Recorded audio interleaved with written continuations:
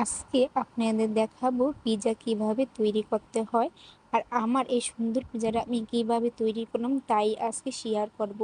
প্রথমে half glass liquid দুধ, তারপর 1 চামচ ইস্ট, হাফ চামচ চিনি দিয়ে ভালোভাবে নেড়ে নেবেন। নেড়ে নেওয়ার পর তারপরে 2 চামচ তেল দিয়ে আবারও ভালোভাবে নাড়া দিয়ে নেবেন, এতে যেন সব মিশ্রণগুলো এক সুন্দরভাবে মিশে যায়। তারপরে 1 কাপ ময়দা দিয়ে একটা চামচের সাহায্যে সেইটাকে আবারও ভালোভাবে নাড়া দিয়ে নেবেন। নাড়া দেওয়ার পর আরেক কাপ ময়দা নিয়ে সেটা অল্প অল্প করে দিয়ে ভালোভাবে নাড়া দিয়ে নেবেন, যেন আপনি ডোটা কোনোরকমভাবে শক্ত না হয় সেদিকে খেয়াল রাখতে হবে, যেন আমার মতন এইভাবে এরকম নরম হয়। নরম হওয়ার পর আপনারা সামান্য কিছু হাতের তেল নিয়ে ডোরার উপরে সুন্দরভাবে মেখে নেবেন। মেখে নেওয়ার পর আধা ঘন্টা একটা প্লেট দিয়ে সুন্দরভাবে রেখে নেবেন।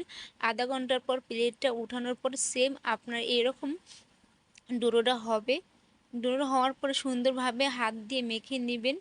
মেখে নেওয়ার পরে একটা ফেয়ার সাহায্যে এভাবে সামান্য কিছু ময়দা ছিটিয়ে তার উপরে আবারও ভালোভাবে মেখে নেবেন।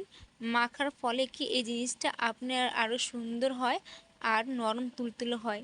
তারপরে এরকম একটা সিলভারের প্লেট নিয়ে তার উপরে সামান্য তেল ছিটিয়ে ডোরা আপনারা হাত দিয়েও মেখে নিতে পারেন, বা বেলুনের সাহায্য, বা আপনি চাইলে বেলুন দিয়েও বেলে নিতে পারবেন। আমার যেহেতু হাত দিয়ে সহজ হয়েছিল তাই আমি হাত দিয়ে পুরা প্লেটে এভাবে ছড়িয়ে নিয়েছি। কিনারটা একটু মোটা করে দিবেন আর ভিতরটা যেন একটু পাতলা হয়, আর বেশি পাতলা বা বেশি মোটা যেন না হয় সেদিকেও কিন্তু খেয়াল রাখতে হবে। তারপরে একটা কাঁটা চামচ দিয়ে এভাবে পুরা পিৎজাটা আপনারা সেদ্ধ করে নেবেন। নেওয়ার পর সস দিয়ে ভালোভাবে এভাবে মেখে নেবেন চারপাশে, যেন কোনোখান দিয়ে বাকি না থাকে। পিৎজার চারপাশে সুন্দরভাবে সস ঘুরিয়ে নেবেন। তারপর আমি সামান্য কিছু মাংস দিলাম, আর এই মাংসের ভিডিওটা আমি দেখাতে পারিনি গে।